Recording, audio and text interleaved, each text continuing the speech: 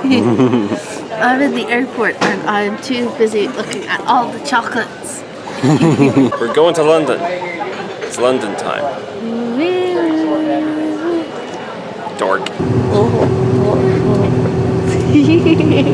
The meme "Your fave is problematic" caught on partly because of the eponymous Tumblr blog. But its spread was also because it was a succinct expression of the adult responsibility to be an ethical consumer of media. How exactly do you navigate that? It's a heck of a grey area, as the best response depends on the circumstances. This is something I thought about a lot last January when I went on a week-long holiday to London with my partner. We spent one of the days at the Making of Harry Potter, an excellent and comprehensive exhibition of tons of costumes, sets, and other stuff from the Wizarding World films. There were always elements within the series that you could object to, such as the race of untrustworthy hook-nosed banker goblins, but the issue has become more pressing recently. The main reason for this is the casting of Johnny settled his domestic abuse case out of court for a huge sum of money shortly before the verdict, Depp, as the new villainous Grindelwald in the Fantastic Beasts spin-off movies. Another reason is J.K. Rowling's apparent endorsement of TERF ideas, like this. Many dresses get brochure with solidarity I never had.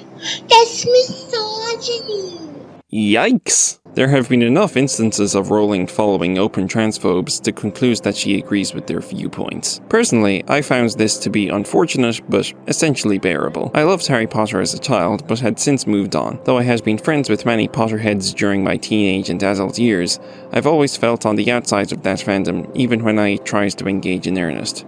So it would be relatively easy for me to take a step back. I've observed that this is a sensitive subject amongst several people I know on several occasions. Some folks have reacted with overt disdain for Rowling, which I think is the most immediately understandable reaction to her expressing transphobic views, even if it's not a reaction you share. I've also seen avowed fans attempt to separate Harry Potter from Rowling herself in a way that recalls the death of the author. This is a line of thought that rings most true when the person has decided not to give money to the new Fantastic Beasts movies. Of course, trans women who are frustrated with Rowling might also disparage the seemingly invincible reputation and legacy of a writer who views them as men in skirts. That's a valid reaction, and far be it for me to say otherwise. A couple of years ago, I volunteered as the Harry Potter convention LeakyCon in Dublin. It was a really good experience for me, especially because I got to meet and talk to Neil Cicierega, one of my main creative role models. You probably know him at least as the guy who does Potter Puppet Pals. During a Q&A for a panel he was on,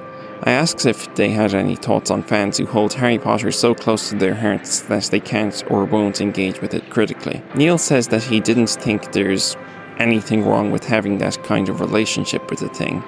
Where it becomes a problem is when you get attached to people, like you think J.K. Rowling can do no wrong. But I don't think there's anything bad about having something like that. Another answer came from Eliana Yisrael, director of the web series Hermione Granger's The Quarter-Life Crisis. I think you have to just let them have that. Harry Potter seems to be a psychological crutch for many of its fans.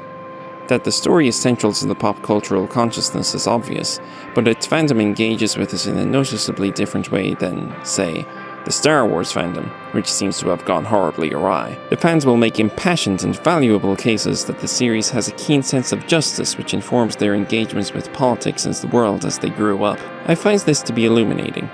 While it can be debated how insightful the series was overall, Harry Potter was more direct and specific a story about the rise of a fascist movement than pretty much any other mainstream kid-friendly media at the time, except for Revenge of the Sith, which was bad. I'm not sure if anyone is qualified to draw a confident conclusion about this, but I'd put forward that the reason many Harry Potter fans have an emotional, sometimes uncritical relationship with the text is because it gave them a beginner's roadmap to real-world political struggles. When faced with the rise of reactionary movements like Trump and Brexit, those of a liberal or leftist disposition are faced with the question, what should I do to fight this? And in attempting to answer that question, it makes sense that they will come back to a story that's seriously engaged with those ideas. It's easy to regurgitate glib memes like read another book or people who think Harry Potter is a personality trait spotting, but it's no coincidence that the fandom, in its early years, set up the Harry Potter Alliance, a charity and activist group which operates to this day. Rowling's reputation is still in tatters.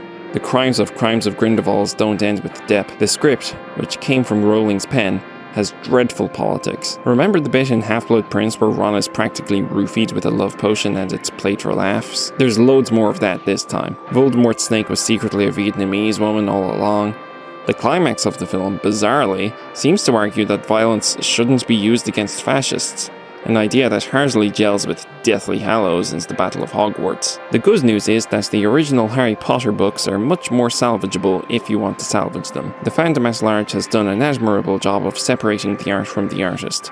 It can be hoped and expected that they will continue to practice the virtues of the story as we all face off together against the real-world revival of fascism.